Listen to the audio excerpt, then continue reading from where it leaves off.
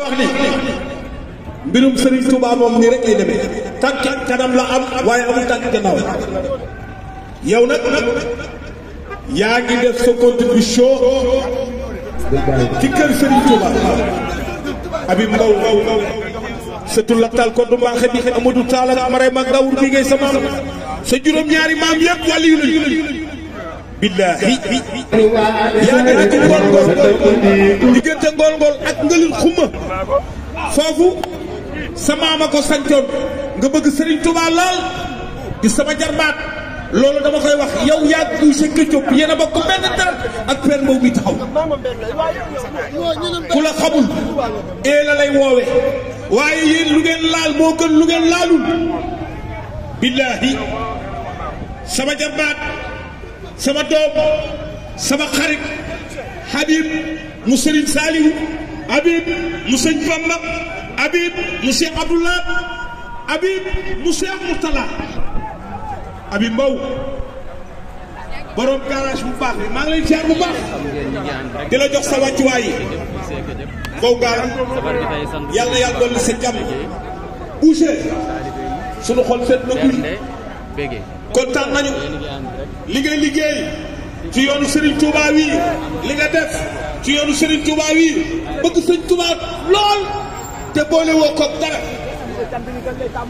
barki Serigne Babacar Sy maa la raw lii nga dëkkee man su ma soxlaa nga jox ma oto ma dem su ma bëggee nettoyer ñëw sa garage nga nettoyer ba mu rafet soo dikkee loolu dama koy wax ñëpp dégg yàlla yàlla dolli sa jàmm. laal leen kër yi. waay mbokk taalibe waay. moom taalibe yi ngi joxe rek. taalibe yi ñu ngi joxe de ah. laay li taalibe yi di joxe yëpp yaa ngi koy gis maa koy joxe. waaw yow Landinoor nga dootee diw. li ma bàcc. léegi nag. bu ko defee loolu mooy yoon. jërëjëf. taalibe Cheikh Béthio ñu ngi lay jaar bu baax. mais kaay xoola waaw. jàngkat bu jàngee yëkkati. Boucher. xool ma Boucher. léegi Boucher kaay xoola waa Seeke jëb nañ def. Mam Bamba jara way am di Moustapha jara kañ. Mam Bamba jara way am di Moustapha jara kañ. ku nuy digal ngay dégg kenn mën laa tee jariñu. ku nuy digal doo dégg kenn mën ta tax nga jariñu. dañu ne jooli maami gay defar maa. bàyyi basak baara. maami danak Seex Mbàkke. mu ne ci koo bañ a waxtaane kii rafet diine. saa xarit sunu xol Fallu Mbàkke Tuuba. saa xarit sunu xol Fallu Mbàkke Tuuba. sam yabal ku ma dem xam ne Cheikh Modou daan baa xëy na ku ma dem xam ne Cheikh Ahmed daan maa bëgg ku ma dem xam ne Baye Karim daan borom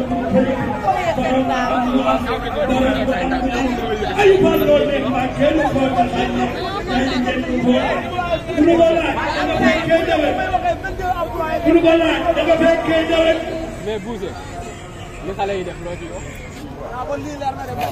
ñoom samay rakk lañ ñoom ñëpp samay rakk lañ samay sistaafe la di liggéey ak man ñoom liggéey bi léegi dama bëggoon nag ñu teewlu gën maa bëgg fii nag gën maa bëgg nag ñoom nga koy laaj waaye gën nañ maa bëgg liggéey bi daal gën maa bëgg bërëb diggante ak ñoom en tant que ay liggéeykat. moom nee na samay rakk am naa fi ay doom nag am naa ñoo xam moom samay doom ñoom waaw samay doom am naa ñoo xam moom samay rakk ñu nekk ay liggéeykat bari na góor ñaa ngi bari nañ ñoom maam Cheikh gi maam Cheikh gi ñu mooy lakk ci ñu koy tëj dibiteri baa ngoog dibiteri ngoog